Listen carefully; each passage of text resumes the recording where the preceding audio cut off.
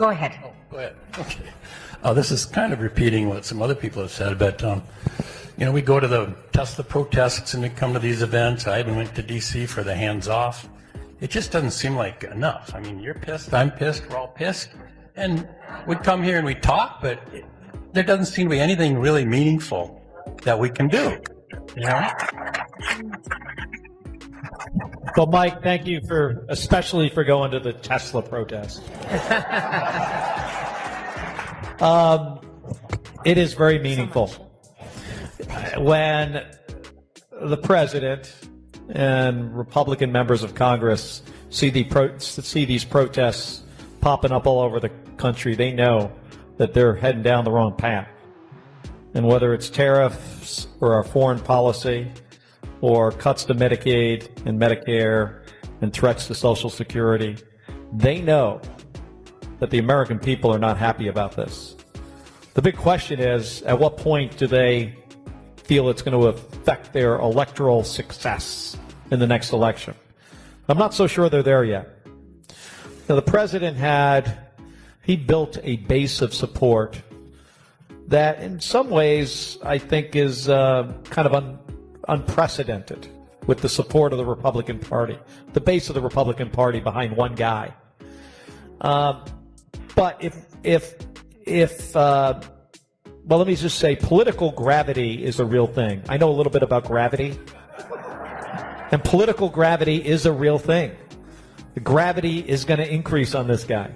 He is going to become less popular because his policies are not popular.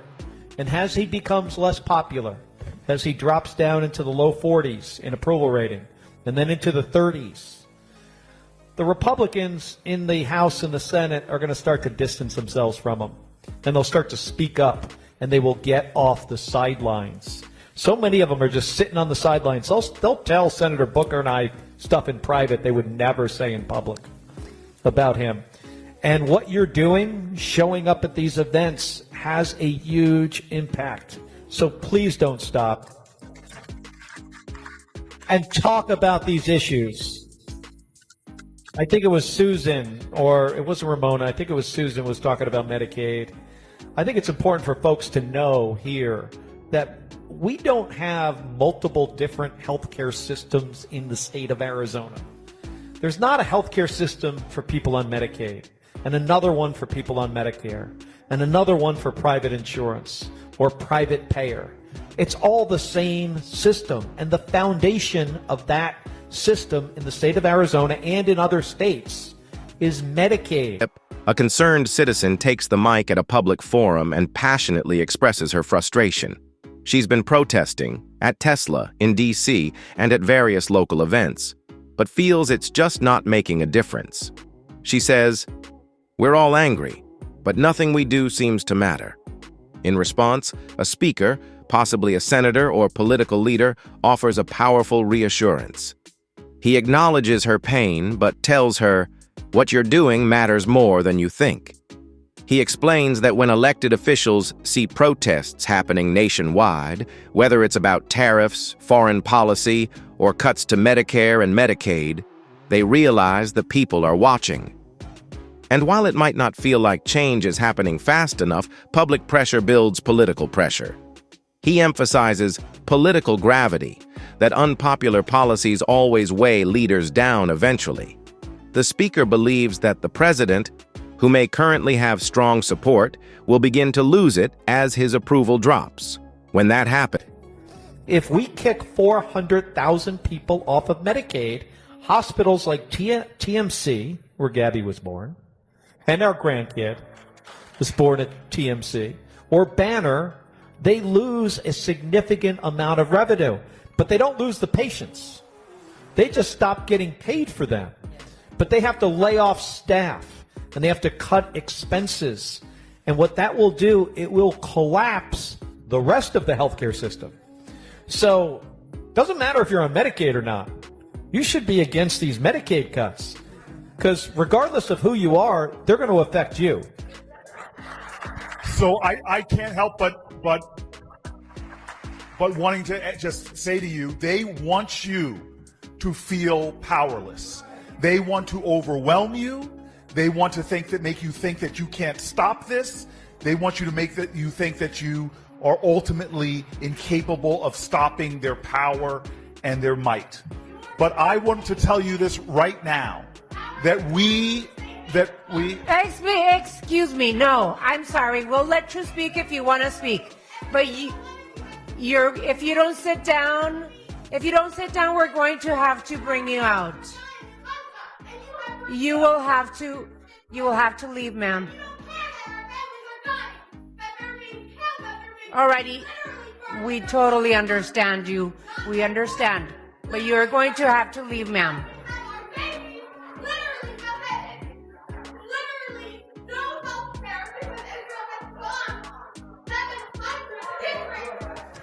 You made your point, ma'am. You made your point. You're going to have to leave. You are going to have to leave. You made your point, ma'am.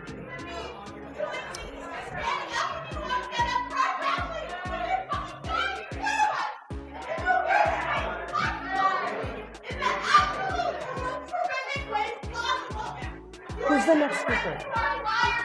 Alrighty. I think it's Victoria. Victoria. So We do care. We do care. And what is happening in the world is horrific, and we absolutely understand. if I may, a couple things. Go ahead, Senator. If I may, a couple things. First of all, I applaud what she did. There are veterans here. There are veterans here that fought for the right for free speech. Yes. Fought for the right to protest. And this is the traditions from which we come. Yes. When did the protesters around the abolitionist movement, were they successful? Which one was the one that stopped? But those noble people who stood up and said this is wrong, they eventually together made a difference. In the suffrage movement, in the civil rights movement, I hear their voices. I'm sick and tired of being sick and tired, but she kept fighting. And so I'm telling you right now, I have seen movements come. When we fought against the healthcare cuts that they wanted to stop, they wanted to tear down the Affordable Care Act, affecting 20 million people. It was a slow-growing movement. Other politicians will stop silently supporting him and start speaking out publicly. The speaker also highlights how Medicaid is essential to the healthcare system. It's not just for low-income individuals. It supports hospitals and entire communities. If Medicaid is slashed, everyone suffers, not just Medicaid recipients. Then, during the forum, a woman stands up emotionally, possibly shouting in protest. She's told politely but firmly to sit down or leave. Eventually, she is escorted out. After this interruption, another speaker, perhaps Senator Cory Booker, steps up and says something incredibly powerful. I applaud what she did. He talks about the history of protest in America, from the abolitionist movement to civil rights, and reminds the crowd that no great change came without people standing up and speaking truth to power. He shares a touching story. In 1965, a white lawyer was moved by the images of Bloody Sunday. Though he couldn't go to Alabama, he decided to help black families fight housing discrimination in New Jersey. His quiet work led to real change, and years later, one of the children from a family he helped became a U.S. senator. That senator was him. The message is clear. Don't ever think your voice doesn't matter. Even the smallest actions can lead to historic change. When he started, the actual approval rating of the Affordable Care Act was underwater. By the time John McCain took that vote, the people spoke up, Republicans, Democrats, Independents, and they had moved it to be so popular and so demanded for by the people that politicians had to respond. Do not let them in any way make you believe that you showing up to forums like this, to forums like we've got to do this more in New Jersey, the Tesla protests, that doesn't matter. Yeah. And I want you to know, just again, the last thing I'll say, Mark has heard this story. There was a white guy on a couch in 1965 watching TV, and he saw these marchers in 1965, in March of 65, trying to get across the Edmund Pettus Bridge. And he was so upset about what was going on after seeing them brutally beaten for Bloody Sunday that this guy thought he was going to go to Alabama, but he's a lawyer. He had a law firm. He couldn't afford to do it and sat back on the couch. But then he decided, I'm not going to let my inability to do everything to undermine my determination to do something. This is 65 years before the 1968 Fair Housing Act. He started deciding that I'm going to work more pro bono work with the Fair Housing Council of Northern New Jersey.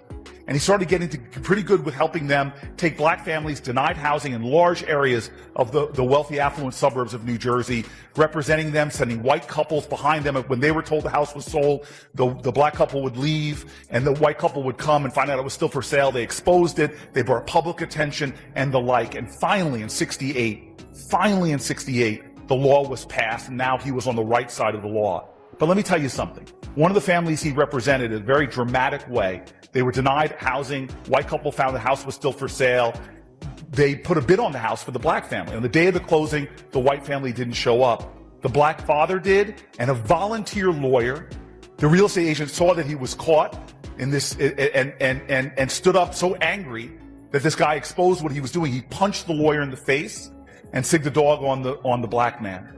Well, the black man fought off the Doberman Pinscher. There was a lot of violence in the area, but they left. They wrote letters back and forth. The media found out. The owners of the house were so embarrassed, they sold the house to the black family, and they moved into the town. First black family ever to integrate this large area of northern New Jersey. And then 43 years later, the baby in that family goes to be America's fourth black person ever elected to the United States Senate, me. And so I am here because one person on a couch during a moral moment didn't just sit there, he got up and did something. Do not underestimate every single day. No person standing up for a cause of justice is ever doing anything in vain. That's right. It makes more of a difference than you realize. That's right.